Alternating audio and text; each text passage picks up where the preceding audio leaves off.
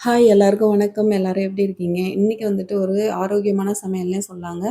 ஏன்னா வாழைத்தண்டு பொரியல், வாழைப்பூ பொரியல், அடுத்து வந்து நம்ம சிறுகீரை வந்து கடைய போறோம். வாழைப்பூ நான் வீடியோ எடுக்கல. வாழைத்தண்டும், கீரை மட்டும் தான் வீடியோ எடுத்திருக்கேன். கண்டிப்பா உங்களுக்கு டைம் கிடைக்கிறப்ப இந்த மாரி வாரத்துல 1 நாள் செஞ்சு சாப்பிடுங்க. ரொம்ப நல்லது. உடம்புக்கு ரொம்ப நல்லது. இப்ப கீரை வந்துட்டு நம்ம எப்படி கடையலாம்னு சொல்லிட்டு பார்க்கலாம். இப்போ கீரைக்கு வந்துட்டு ஒரு 150 கிராம் துவரம்பருப்பு, ஒரு 15 நிமிஷம் ஊற வச்சுட்டு, நல்லா வாஷ் பண்ணி எடுத்துட்டோம். ஒரு 2, 3 தண்ணி சேர்த்து வாஷ் பண்ணி எடுத்துட்டு, அதில கொஞ்சமா மஞ்சள் பொடி, 2 பச்சை மிளகாய், 1 பெரிய தக்காளி, பூண்டு வந்துட்டு ஒரு 8 பல்லு அளவுக்கு இருக்கும். நீங்க இதில தண்ணி சேர்த்துட்டு ஒரு 3 விசில் வச்சு எடுத்துங்க. கீரை வந்துட்டு 2, 3 தண்ணி சேர்த்து நல்லா அலசிட்டு எடுத்து வச்சிங்க. இப்போ ஒரு பாத்திரத்தில தண்ணி 1 டம்ளர் அளவு சேர்த்துங்க. ரொம்ப தண்ணி வைக்காதீங்க. இப்போ இந்த தண்ணி நல்லா கொதிக்கணும். கொதிக்கும்போது கீரைய சேர்த்துக்குங்க. அதாவது ஒரு பிளான்ச் பண்ணா எப்படி இருக்கும் அந்த மாரி தான். ரொம்ப நேரம் வேக வச்சீங்கனாக்கா ஒரு பழுப்பு நிறமா ஆயிடும். இந்த மாரி செய்யும்போது இதோட சத்துக்கள்லாம் உங்களுக்கு அப்படியே கிடைக்கும். இந்த மாரி கையில எடுத்து நசுக்கி பார்க்கும்போது உங்களுக்கு வெந்துருச்சான்றது தெரியும். இப்போ பருப்பு நல்லா வெந்துருச்சு. நம்ம கீரைய மட்டும் தனியா எடுத்து ஒரு பிளேட்ல எடுத்து ஆற வச்சுக்கலாம். அது கூடவே வந்து பச்சை மிளகாய், தக்காளி இதையும் எடுத்து ஆற வச்சிடலாம். இப்போ நம்ம துவரம் பருப்பு எடுத்துட்டு நல்லா ஒரு விஸ்க் வச்சு இந்த மாரி கடைஞ்சு எடுத்துடலாம். கீரை நம்ம எடுத்து வச்சதும் நல்லா ஆறிடுச்சு பாருங்க. இத நம்ம ஒரு மிக்ஸி ஜார்ல சேர்த்துக்கலாம்.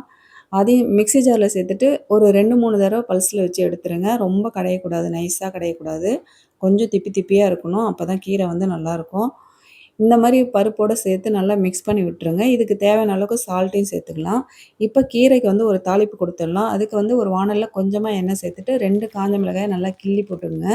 இது கூடவே ஒரு பெரிய வெங்காயத்த அதாவது மீடியம் சைஸ் பெரிய வெங்காயத்த நல்லா வந்து பொடியா கட் பண்ணத நல்லா இந்த எண்ணெயிலேயே சேர்த்து வதக்கிட்டு இதோட சேர்த்துங்க. ரொம்ப அருமையா இருக்கும் அந்த வாசனை. உங்ககிட்ட வடகம் இருந்ததுன்னா, அந்த வடகம் கூட சேர்த்து தாளிச்சிங்க. ரொம்ப நல்லாயிருக்கும் கீரை. இப்போ வாழைத்தண்டு வந்து இந்த மெத்தட்ல கட் பண்ணீங்கனாக்கா, உங்களுக்கு அதில இருக்கிற நரம்புலாம் ஈஸியா ரிமூவ் பண்றது வந்து ரொம்ப ஈஸியா இருக்கும். சாப்பிடும்போது நல்லாயிருக்கும் உங்களுக்கு. இதெல்லாம் கொஞ்சம் கஷ்டமா தான் இருக்கும் புதுசா சமைக்கிறவங்களுக்கு. ஆனா இது உடம்புக்கு ரொம்ப நல்லது. வாரத்துல 1 நாள் கண்டிப்பா சேர்த்துங்க. இவ்ளோ நரம்பு இருக்கு பாருங்க. இந்த மாரி நறுக்கும்போதே நீங்க இந்த நரம்பெல்லாம் வந்து இந்த மாரி விரல்ல சுத்தி எடுத்துட்டீங்கன்னா, உங்களுக்கு ரொம்ப ஈஸியா இருக்கும். அதுக்கப்புறம் நல்லா பொடியா கட் பண்ணிக்கங்க. பொடியா கட் பண்ணிட்டு தண்ணீல சேர்த்துறணும். அப்படியே வச்சிருந்தீங்கனாக்கா கலர் சேஞ்ச் ஆயிடும். இப்ப தண்ணீல சேர்த்துட்டு இந்த மாரி விஸ்க் வச்சு நல்லா அடிச்சு எடுத்தீங்கன்னா, உங்களுக்கு அந்த நரம்புலாம் வந்து அந்த விஸ்க்லயே வந்து சுத்திக்கும். இப்போ நம்ம அந்த நரம்புலாம் எடுத்துட்டு, வாழைத்தண்ட மட்டும் நல்லா புழிஞ்சிட்டு ஒரு தட்டுல எடுத்து வச்சிடலாம். இப்போ ஒரு மிக்ஸி ஜார்ல ஒரு 2 பத்தளவுக்கு தேங்காய், 2 காஞ்ச மிளகாய் கிள்ளி போட்டுருக்கோம். இத வந்து கொரகொரப்பா கொஞ்சம் அரைச்சு எடுத்துக்கலாம். இப்போ ஒரு வாணல்ல கொஞ்சமா எண்ணெய் சேர்த்துட்டு, அதில கடுகு, கடலைப்பருப்பு சேர்த்துருங்க. நல்லா பொரிஞ்சு வந்ததுக்கப்புறமா நம்ம வந்துட்டு கருவேப்பிலை சேர்த்துக்கலாம். கருவேப்பிலையும் சேர்த்து நல்லா பொரிஞ்சு வந்ததுக்கப்புறம், இப்போ கட் பண்ணி வச்சிருக்கிற வாழைத்தண்டு இதோட சேர்த்துங்க. வாழைத்தண்டுலேயே தண்ணி இருக்கும். அதனால நீங்க தண்ணிலாம் எக்ஸ்ட்ரா எதுவும் சேர்க்க தேவையில்ல. இத வந்து நல்லா அப்படியே மிக்ஸ் பண்ணி விட்டீங்கன்னா, சீக்கிரமாவே வெந்துரும். இப்ப இந்த வாழைத்தண்டுக்கு தேவையான அளவு கொஞ்சமா மஞ்சள் பொடி சேர்த்துக்கலாம்.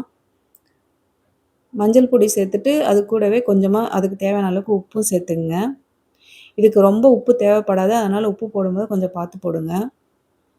இப்ப எல்லாத்தையும் சேர்த்து ஒரு 5 நிமிஷம் அப்படியே கிண்டி விட்டுட்டே இருந்தீங்கனாக்கா, நல்லா வெந்துரும். சீக்கிரமாவே வெந்துரும் உங்களுக்கு. இப்ப நம்ப துருவி வச்சிருக்கிற தேங்காய் துருவலையும் இதோட சேர்த்துக்கலாம். சேர்த்துட்டு நல்லா மிக்ஸ் பண்ணி விட்டு இறக்கிடுங்க. சூப்பரான வாழைத்தண்டு பொரியல் ரெடி ஆயிடுச்சு. இந்த மாரி வாழைத்தண்டெல்லாம் நீங்க வந்துட்டு உங்களுக்கு டைம் கிடைக்கும் போதெல்லாம் கண்டிப்பா உணவுல சேர்த்துங்க. ரொம்ப நல்லது. இந்த வீடியோ பிடிச்சிருந்தா லைக் பண்ணி, ஷேர் பண்ணுங்க, கமெண்ட் பண்ணுங்க. எங்க சேனல சப்ஸ்கிரைப் பண்ணுங்க. Thank you.